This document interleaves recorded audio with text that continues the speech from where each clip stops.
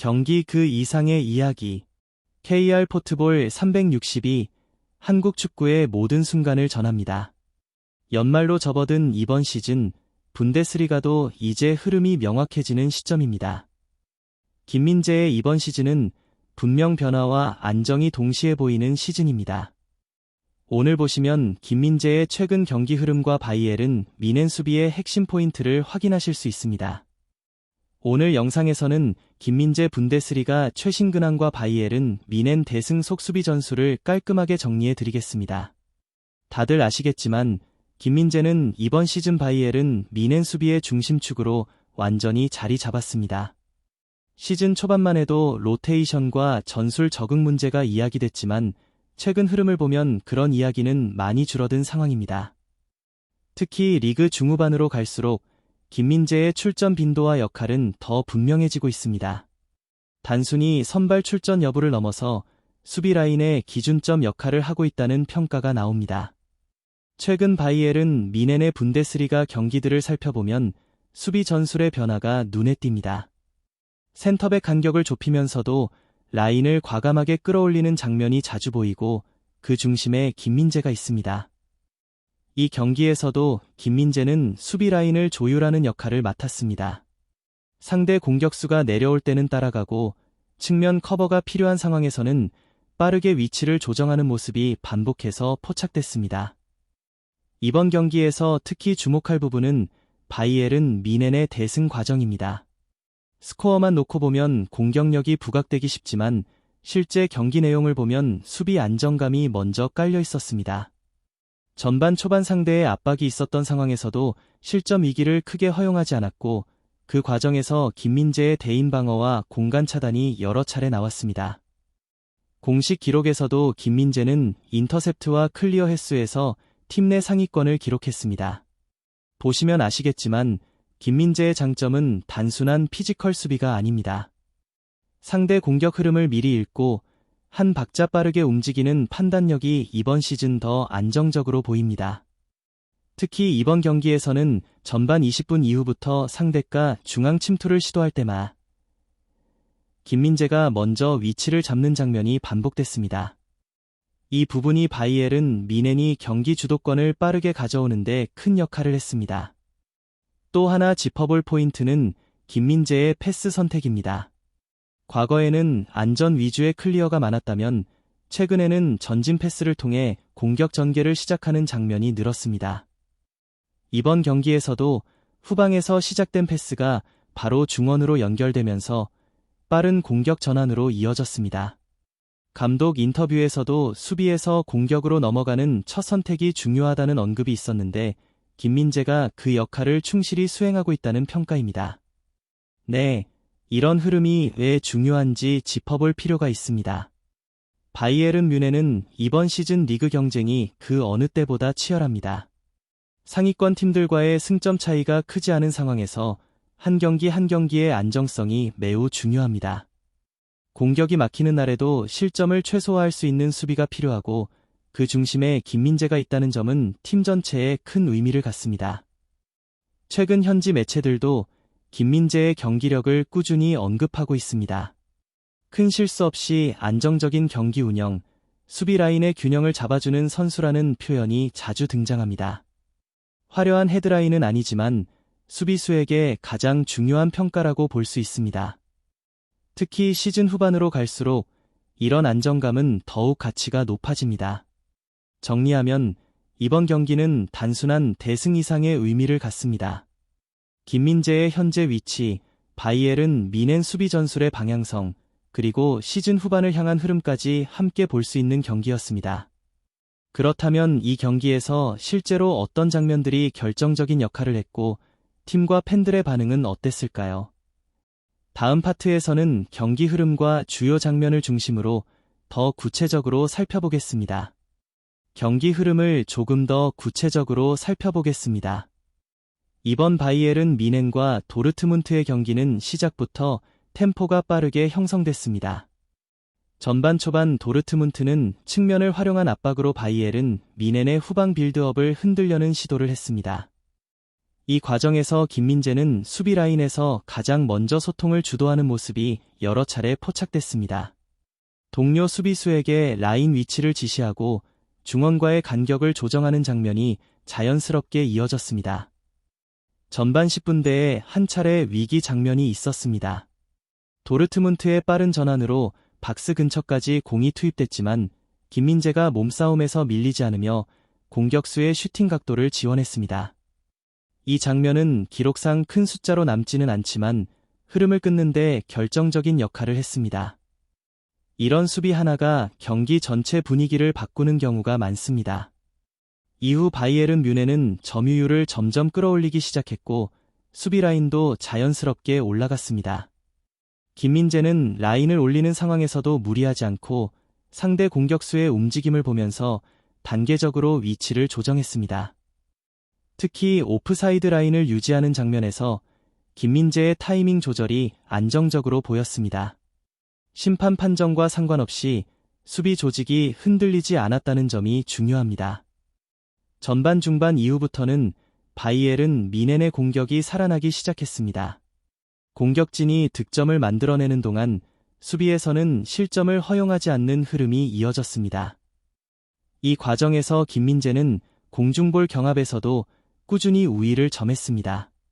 상대의 크로스 시도 대부분이 김민재 쪽에서 차단되거나 방향이 바뀌었고 세컨드볼 상황에서도 빠르게 정리하는 모습이 반복됐습니다. 후반전에 들어서면서 도르트문트는 전술 변화를 가져갔습니다.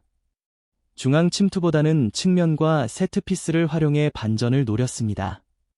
이때 김민재의 역할은 더 중요해졌습니다. 세트피스 상황에서 김민재는 주 마커 역할을 맡았고 상대 핵심 공격수를 놓치지 않았습니다. 실제로 후반 초반 이어진 코너킥 상황에서도 김민재가 먼저 위치를 선점하며 이기를 막아냈습니다. 후반 20분 이후 점수차가 벌어졌음에도 김민재의 집중력은 떨어지지 않았습니다. 흔히 대승 경기에서는 수비 집중력이 느슨해질 수 있지만 김민재는 끝까지 라인을 유지하며 불필요한 파울을 피하는 선택을 했습니다.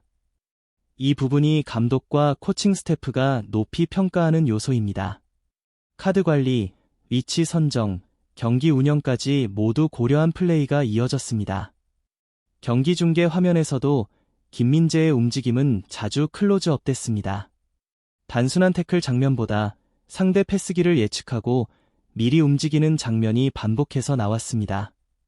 이런 플레이는 기록으로 잘 드러나지 않지만 팀 수비 완성도를 높이는 핵심 요소입니다.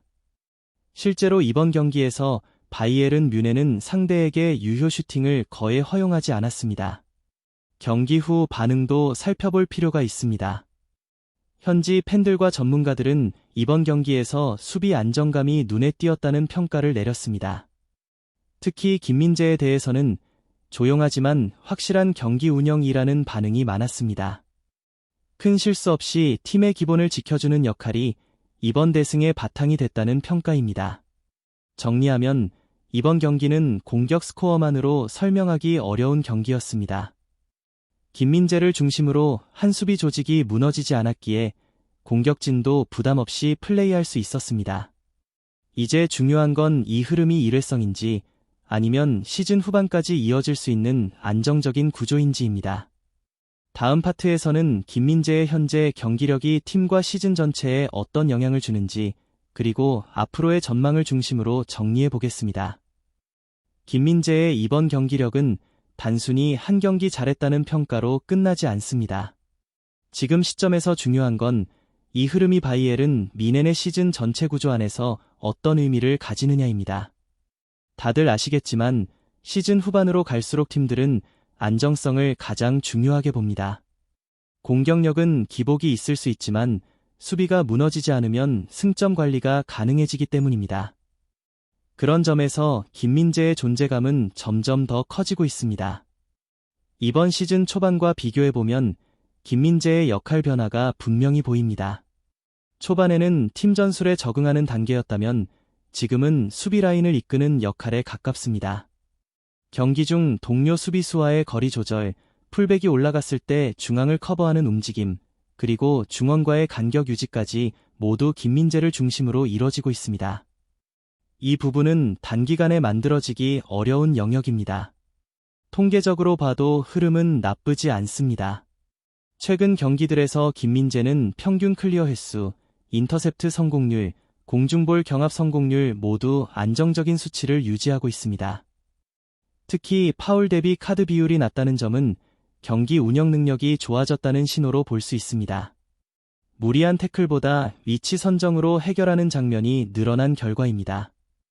이런 안정감은 바이에른 뮌헨의 전술 선택에도 영향을 줍니다. 수비 뒷공간에 대한 부담이 줄어들면 중원과 공격진이 더 과감하게 전진할 수 있습니다. 실제로 최근 경기들에서 바이에른 뮌헨은 전방 압박 빈도를 높이고 공격 숫자를 늘리는 선택을 하고 있습니다. 그 배경에는 김민재를 포함한 수비진에 대한 신뢰가 깔려 있다고 볼 수 있습니다. 앞으로의 일정도 중요합니다. 분데스리가 후반 일정과 함께 유럽 대항전 일정까지 겹치게 되면 로테이션과 체력 관리가 핵심 변수로 떠오릅니다.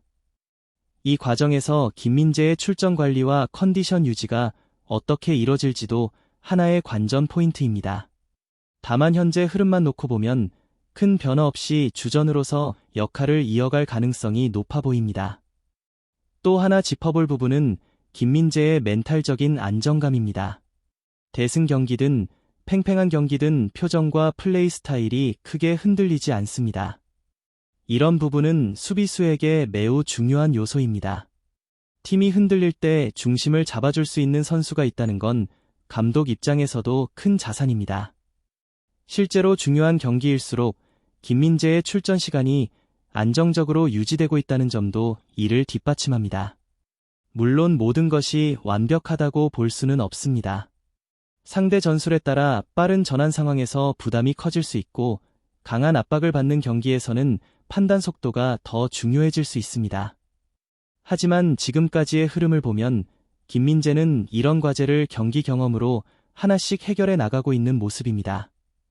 시즌 후반으로 갈수록 이 경험치는 더욱 쌓일 가능성이 큽니다. 정리해보면 이번 바이에른 뮌헨의 대승은 김민재 개인에게도 팀 전체에게도 긍정적인 신호를 남겼습니다. 수비 전술의 중심으로 자리 잡은 김민재, 그리고 그를 기반으로 더 공격적인 축구를 시도하는 바이에른 뮌헨의 방향성이 맞아떨어지고 있습니다. 이 흐름이 이어진다면 시즌 막판 중요한 경기들에서도 김민재의 이름은 계속해서 언급될 가능성이 높습니다. 여기까지 보시면서 어떻게 느끼셨나요? 김민재의 최근 경기력과 역할 변화에 대한 여러분의 생각도 궁금합니다. 영상이 도움이 되셨다면 좋아요와 구독 버튼 눌러주시고 댓글로 의견도 남겨주시면 좋겠습니다. 여러분의 반응 하나하나가 다음 콘텐츠를 만드는 데 큰 힘이 됩니다. KR 포트볼 360과 함께 한국 축구의 모든 순간을 계속 지켜봐 주세요.